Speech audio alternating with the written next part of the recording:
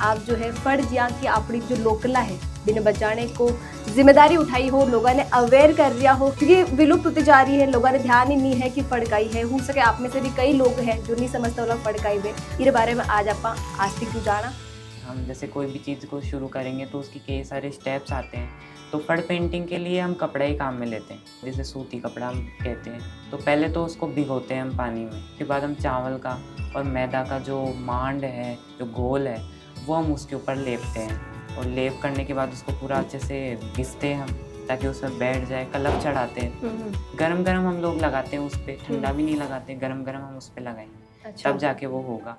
तो वो सारी चीज़ें हैं कि सबको ध्यान में रख के कई बार तो मेरा बिगड़ा, मैंने जो बनाया, जो किया, कई कपड़े मेरे खराब हुए, कई मांड मैंने वेस्ट वेस्ट हो कर गए। दिया। सबसे छोटी मैंने बनाई।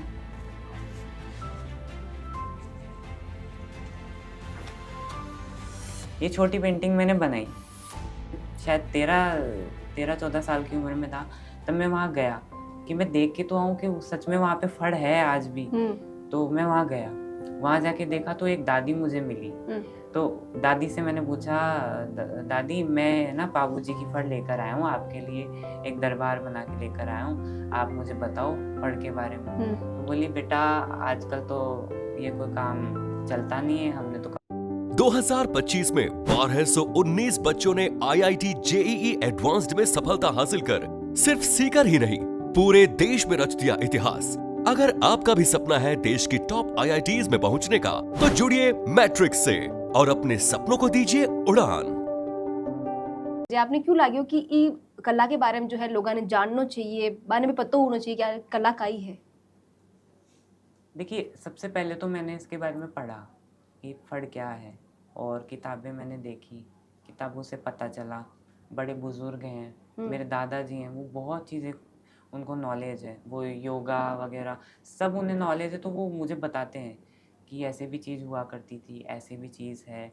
फिर भोपा कम्युनिटी इसको बाँचती है।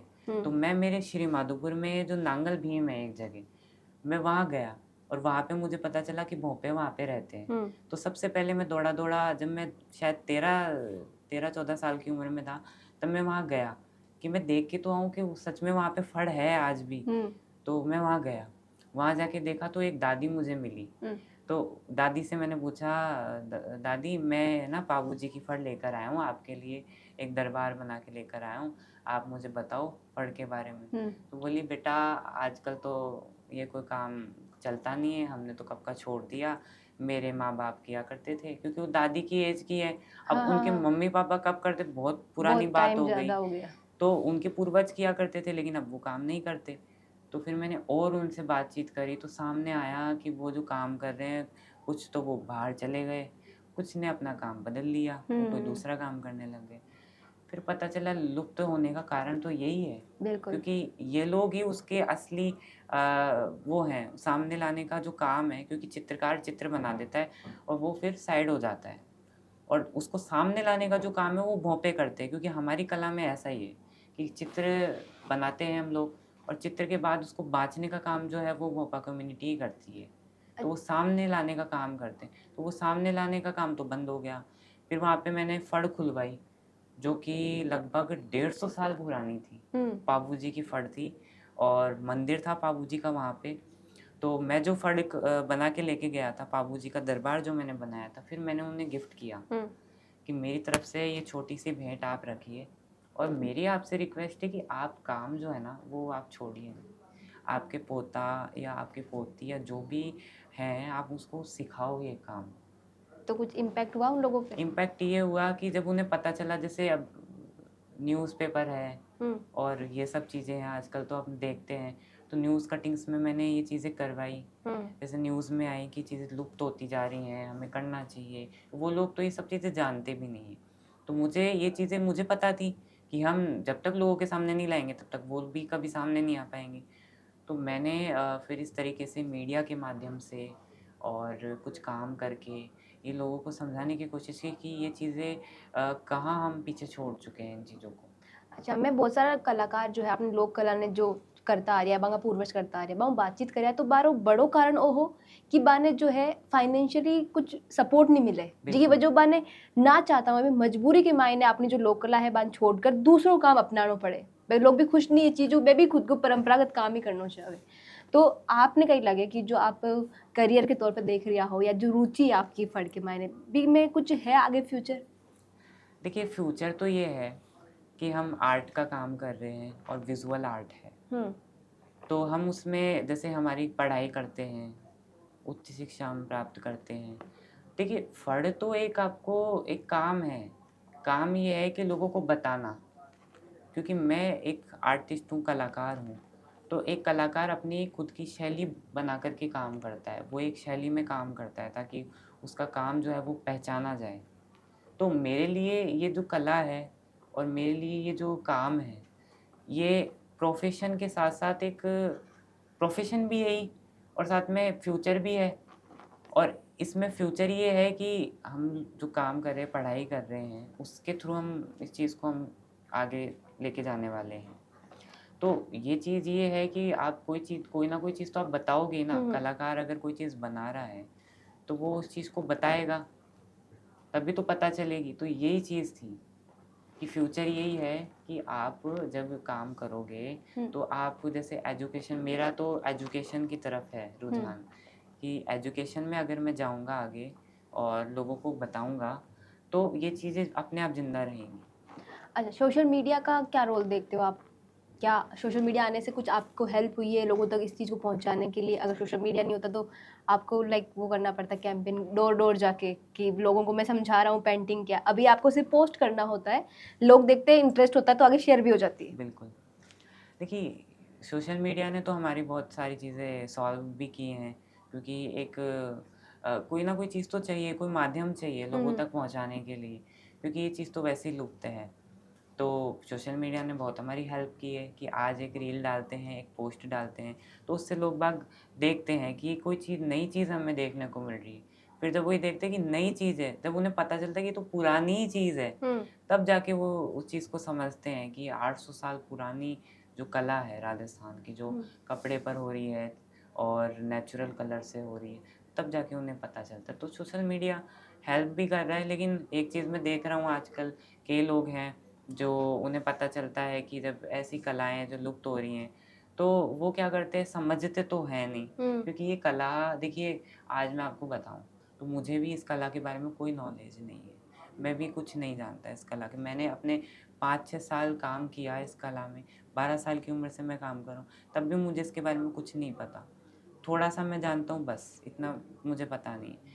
तब जाके भी मैं इतना कर पाता हूँ। हुँ, अब आप देखिए वो चीज़ जानना तो चाहता है नहीं कोई, क्योंकि उसको बहुत जल्दी रिज़ल्ट चाहिए। हुँ, रिज़ल्ट जल्दी लेने के चक्कर में और अपना थोड़ा-सा अटेंशन लेने के चक्कर में, वो काम तो करता है। हमारा भी मोटिव ये है कि काम करें लोग, हुँ, उसको देखें, करें, ज़्यादा से ज़्यादा लोगों तक पहुँचे।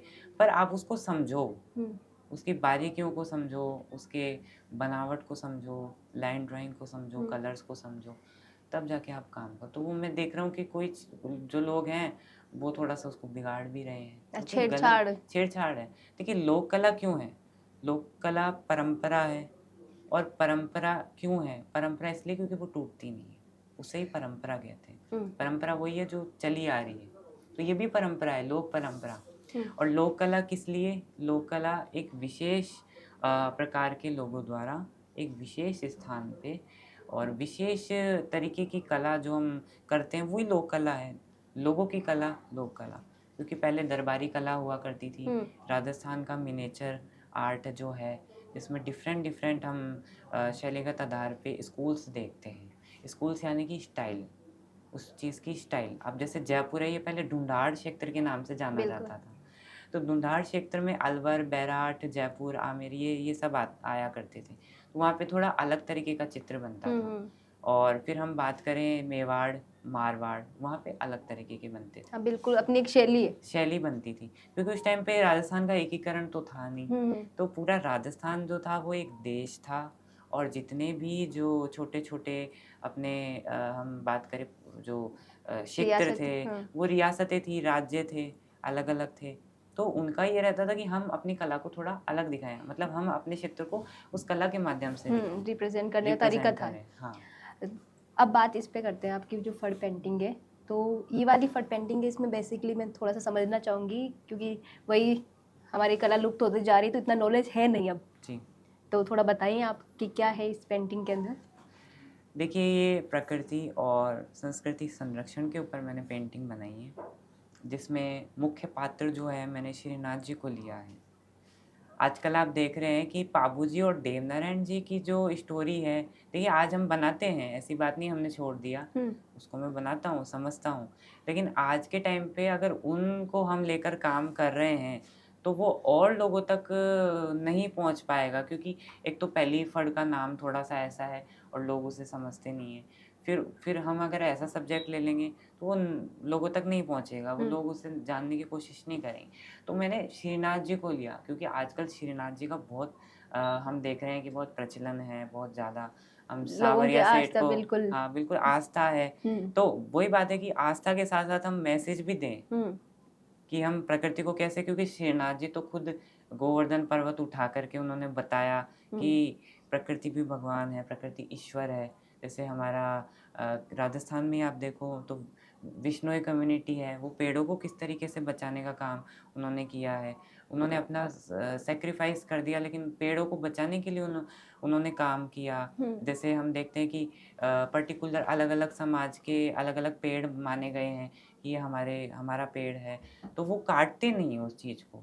तो श्रीनाथ जी भी उसी चीज़ की बात कह रहे हैं, जो कृष्ण भगवान है वो भी उसी चीज़ की बात कह रहे हैं कि गोवर्धन जो है, गोवर्धन रूपी जो प्रकृति है, वो हमारा एक तरह से ईश्वर जैसा काम करती है, क्योंकि प्रकृति हमें पालती है, प्रकृति से हमें सारी चीज़ें प्राप्त होती हैं और ये सब चीज़ें हमें मिल ही रही हैं, तो प्रकृति हमारे लिए भगवान तो है ही एक तरह से। तो इसको अगर हम सेव नहीं सेव करेंगे। नहीं करेंगे, तो फिर अब जैसे आप नीचे देखो, नीचे आपको देखने को मिलेगा कि नीचे बिल्डिंग्स हैं, बिल्डिंग्स है बड़ी बड़ी। कारखाने हैं।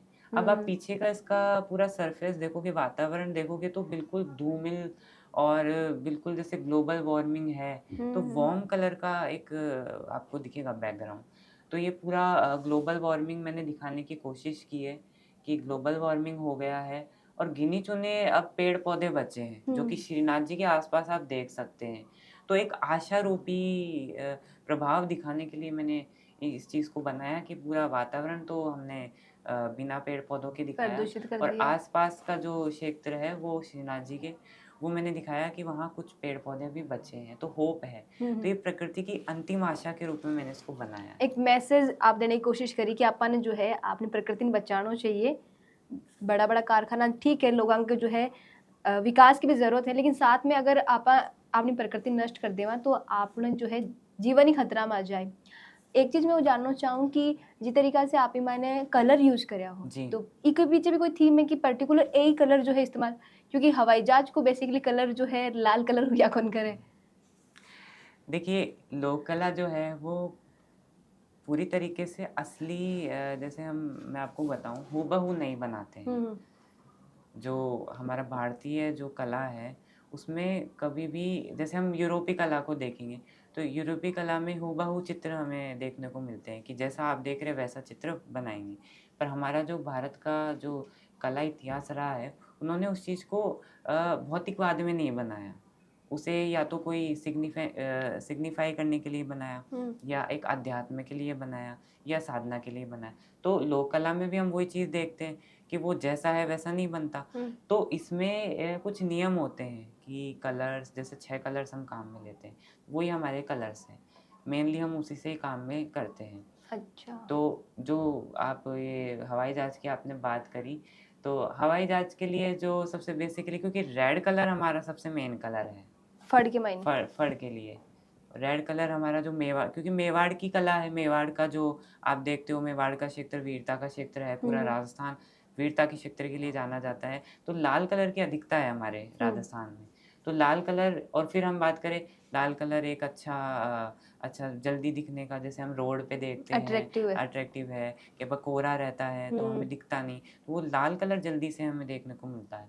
तो मैंने हाइलाइट करने के लिए और अपना ध्यान खींचने के लिए मैंने इस चीज़ को नहीं तो ये थोड़ा सा सजावटी लगता, इसलिए मैंने इसको रेड कलर दिया ताकि ये समझ में आ जाए। अच्छा जी, आप बताया कि कुछ या पेंटिंग चाहे आर्ट हो चाहे कुछ भी कला ने करने का कुछ खुद का नियम हुआ करे। जी। आप बताए कुछ लोग बार साथ छेड़छाड़ कर रही है तो वो घटे ना घटे कला को अपमान है। 6 कलर की आप बात करी कि 6 कलर ने यूज करे जावे। कई आज का जो लोग आप बताए कि कुछ लोगों ने नॉलेज नहीं के फट एक्चुअल में है कई बे बनावे। तो बे बात 6 कलर हटकर भी कलर इस्तेमाल करे। देखिए 6 कलर्स तो आपके कलर्स हैं ही फड़ के। अब क्या हो रहा है ना देखिए पूरी तरीके से हम रोक नहीं लगा सकते क्योंकि हम जब कंटेम्प्रेरी वर्ल्ड में काम कर रहे हैं तो हमें थोड़ा कुछ नया तो करना भी पड़ेगा। बिल्कुल, बिल्कुल सही बात है। लेकिन आप उस चीज़ के कलर को ही आप चेंज कर रहे हो क्योंकि रेड कलर है, रेड कलर पात्रों में मुख्य पात्रों में यूज़ हो रहा है। अब आप उसमें हरा रंग काम में ले रहे हो। तो वो भी एक फड़ को थोड़ा-सा प्रभावित करता है क्योंकि लाल रंग जो है वो मुख्य पात्रों में किया जाएगा। अब आप उसमें हरा कलर कर दोगे तो वो मुख्य पात्र तो दिखेगा ही नहीं। और सबसे पहली बात पहले के टाइम पे भोंपे बाजते थे तो वो ये सब चीज़ें समझते थे। और जैसे पुरानी फड़ हम बनाते थे, जो चित्रकार थे, तो वो पर्टिकुलर उस चीज़ को वहीं बनाएँगे और उसी शेप में बनाएँगे। जैसे 25 इंचेस का बनेगा कोई भी पात्र तो वो उतना ही बनेगा। जिस जगह पे बन रहा है वो उसी जगह पे बनेगा। तो भोंपों को पता रहता था कि ये चीज़ यहाँ पे है तो इसी तरीके से हम उसको बाँचेंगे। अब हम देख रहे हैं कि बाँचना तो हो गया बन कम हो गया। तो अब क्या कर रहे हैं कि हम जैसा चाहे वैसा बना देते हैं।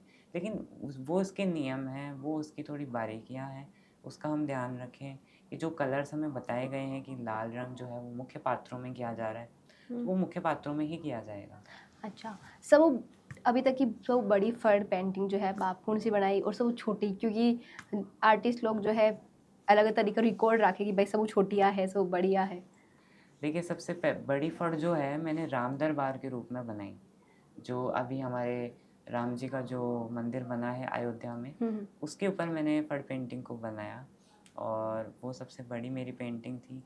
और सबसे छोटी पेंटिंग क्योंकि देखिए छोटी इसलिए मैंने बनाई और सबसे छोटी मैंने बनाई, पॉकेट साइज़ कलेक्शन बनाया ताकि मैं आपको दिखा दूँ इस तरीके की छोटी पेंटिंग है।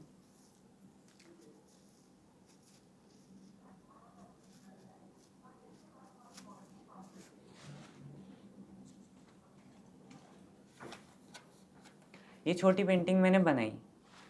तो इसको बनाने का जो मेरा मेन मोटिव ये था कि देखिए फड़ जो है ना वो बड़ी होती है बहुत ज़्यादा लंबी चौड़ी होती है।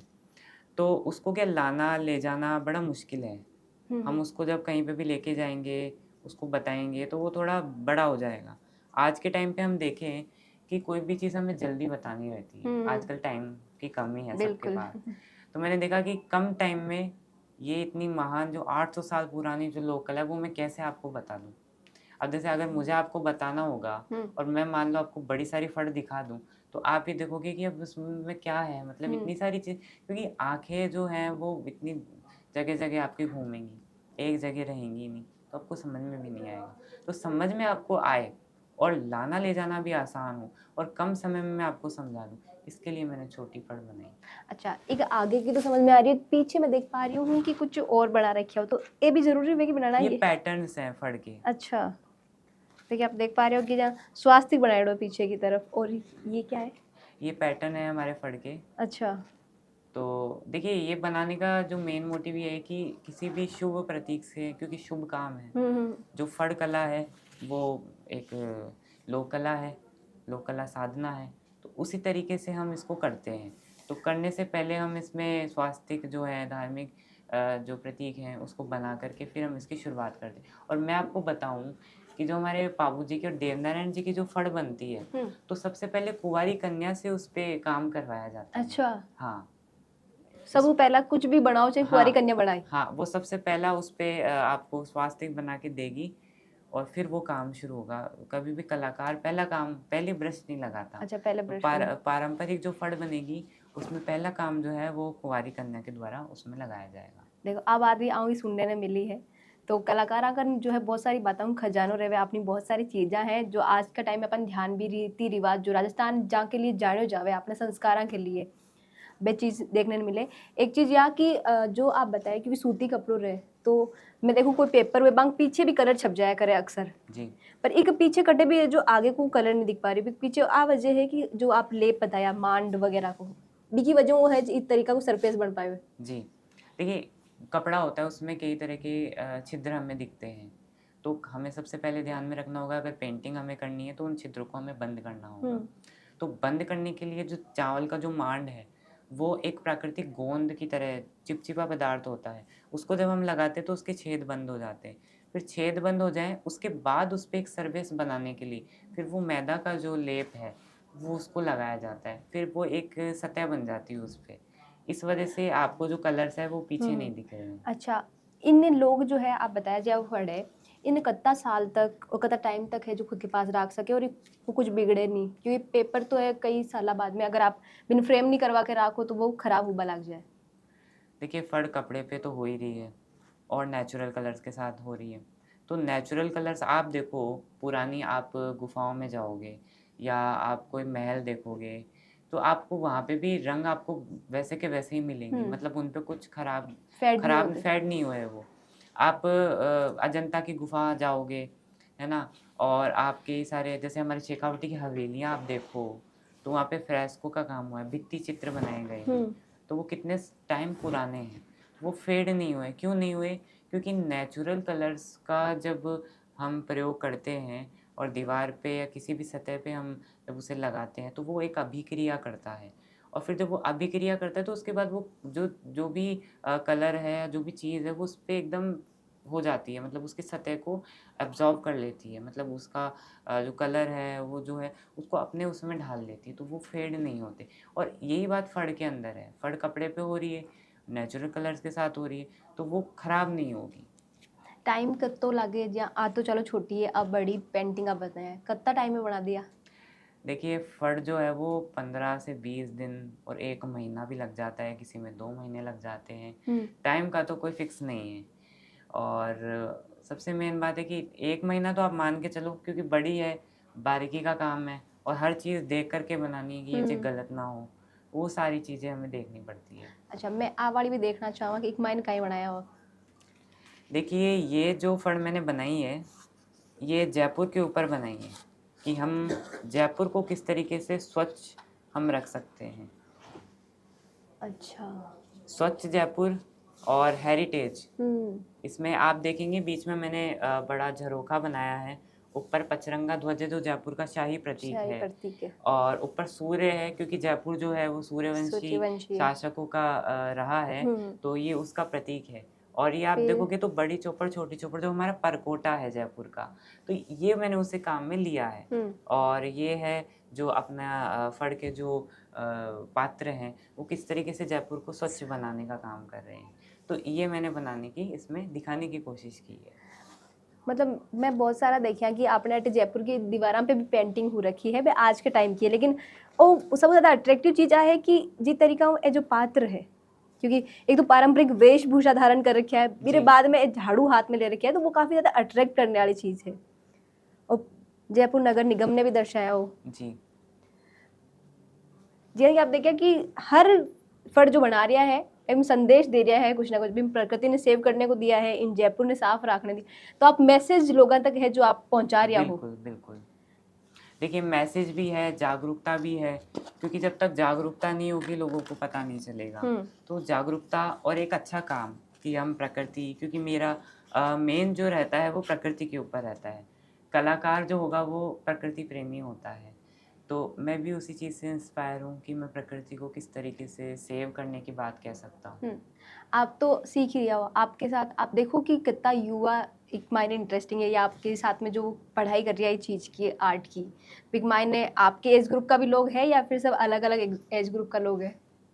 देखिए, सबसे यंग जो काम कर रहा हूँ शेखावटी के अंदर, वो मैं काम कर रहा हूँ, और कई लोग जो हैं वो आपको बड़े-बड़े ही देखने को मिलेंगे। और मुझे अभी तक जो फड़ के अंदर जो मिले हैं, जैसे कि हमारे श्री कल्याण जी जोशी हैं, प्रकाश जी जोशी हैं, तो उनका तो ये काम है, वो काम कर रहे हैं, उनकी पीढ़ी दर पीढ़ी ये काम चला आ रहा है।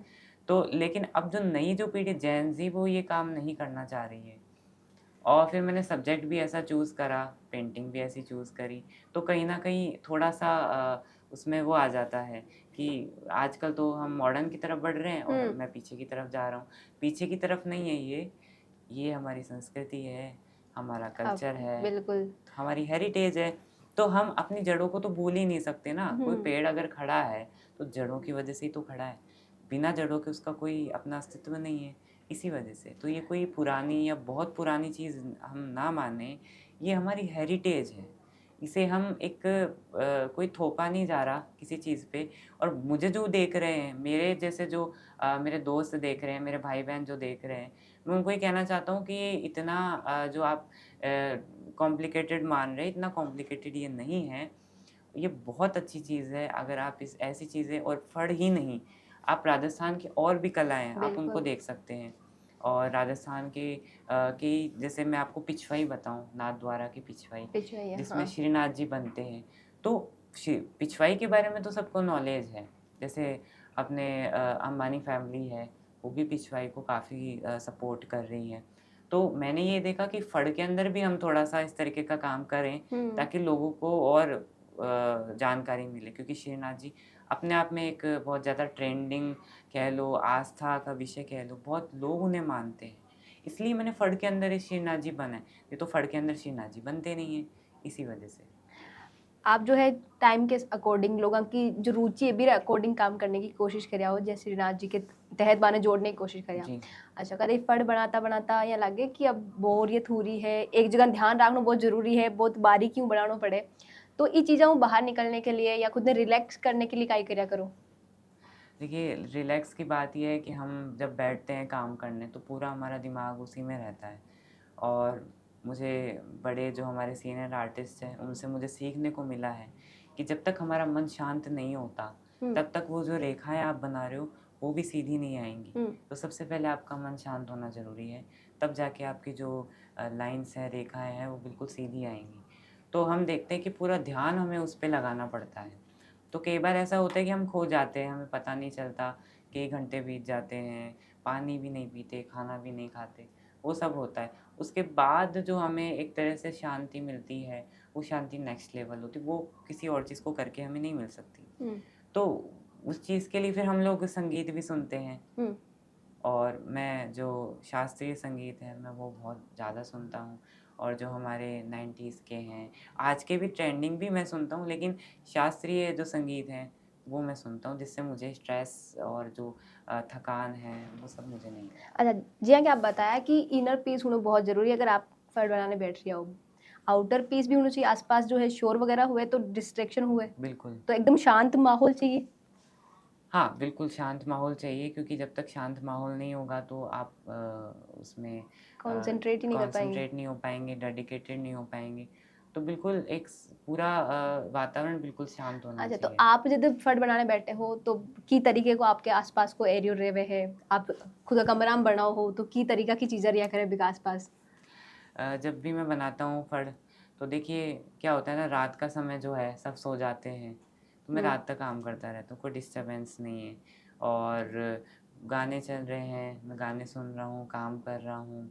और अच्छी किताबें मेरे पास रखी हुई हैं, कुछ अच्छी जो कई चीज़ें होती हैं, मतलब जिनसे हम, और कई चीज़ें जैसे अगरबत्ती है या कोई अच्छा कुछ स्मेल हम रखते हैं, ताकि एक वो वातावरण बना अच्छा, रहे। पूरी वाइब चाहिए फट हाँ, बनाने के पूरी लिए वाइब भी। चाहिए, क्योंकि हम कहीं पे भी शुरुआत नहीं कर सकते। ये काम देखो साधना का काम है, हम्म। तो साधना कहीं पे भी नहीं होती।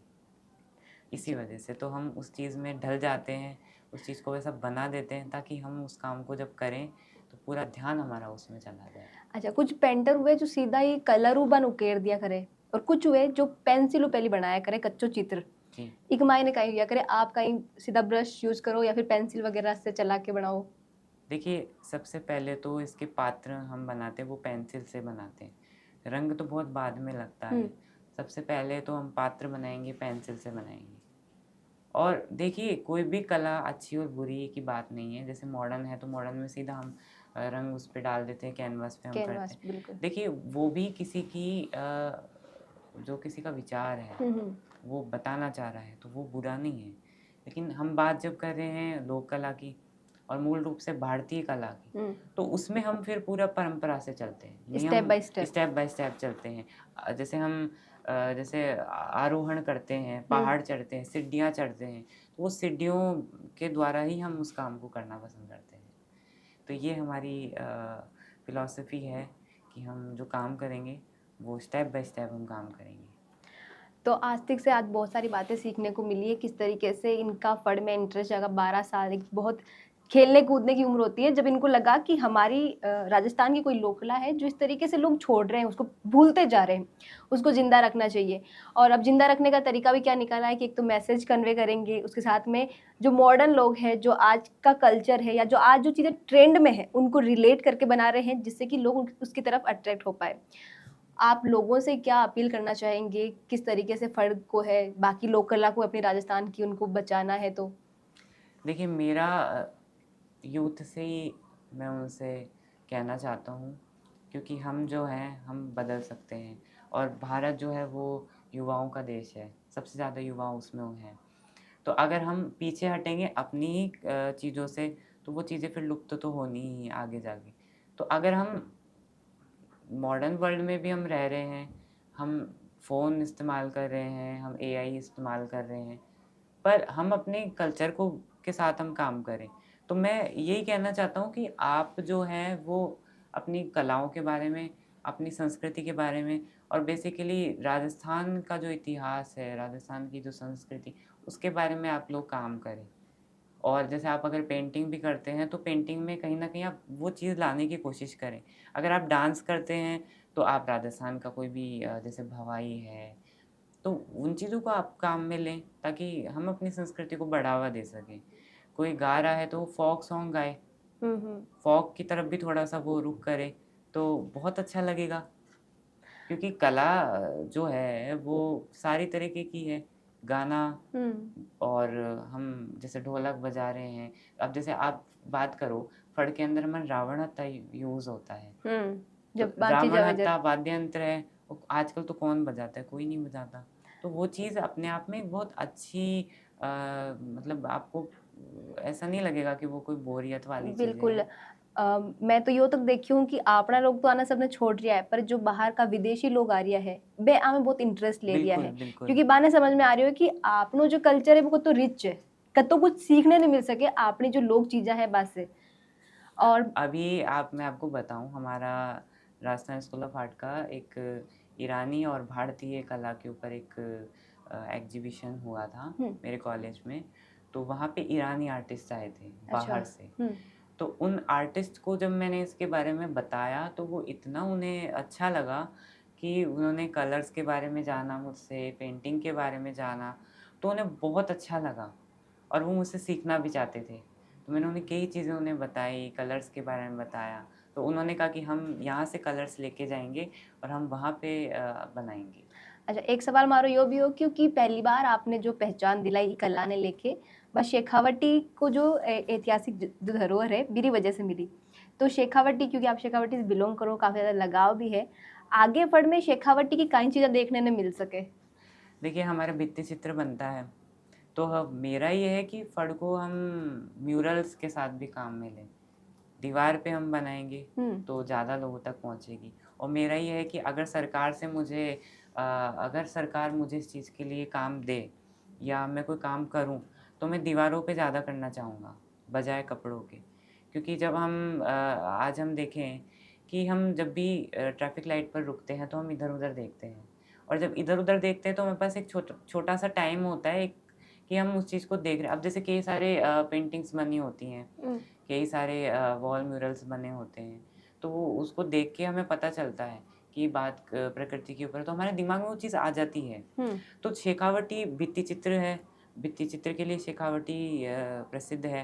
तो भित्ति चित्र क्या है? दीवारों पे जो चित्र हों, उनको भित्ति चित्र हुँ, बोलते हैं। तो दीवारों पे एक तो ये काम मैं करूँ, और शेखावटी के जो इतिहास है, शेखावटी में जैसे हम देखें राव शेखा जी ने शेखावटी को बसाया, तो उनकी कहानियाँ, क्योंकि अभी तक राव शेखा जी के ऊपर कोई फ़ड़ नहीं बनी है, हुँ। तो मेरा यही रहेगा कि उनके ऊपर मैं एक फ़ड़ बनाऊँ, और सबको मैं दिखाऊँ कि देखो हमारे शेखावटी की जो धरा है और फ़ड़ कला का जो मिलन है, वो किस तरीके से एक भव्य और एक ऐतिहासिक काम बन सकता है। तो यही चीज़ है कि शेखावटी की संस्कृति भी हो और फड़ कला भी हो, क्योंकि मैं जहाँ भी जाऊँगा अपनी शेखावटी, अपने सीकर, अपने श्रीमाधोपुर को मैं रिप्रेजेंट करूँगा।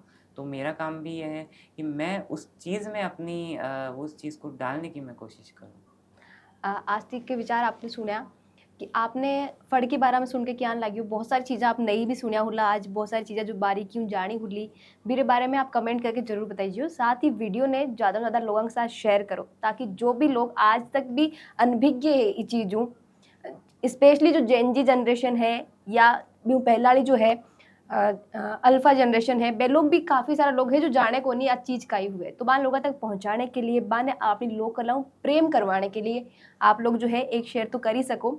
और कोई सवाल आपको ये कला से रिलेटेड या कोई और चीज़ जो आप भी कला से रिलेटेड जानो हो तो कमेंट बॉक्स में लिखकर जरूर बताइए। साथ ही बनाए रखो झलकों पर आपको प्यार और विश्वास। बहुत बहुत धन्यवाद कि आप पेंटिंग के बारे में, फड़ के बारे में इतनी सारी चीज़ें लोगों के साथ शेयर करिया। खमा गणिसा, राम राम।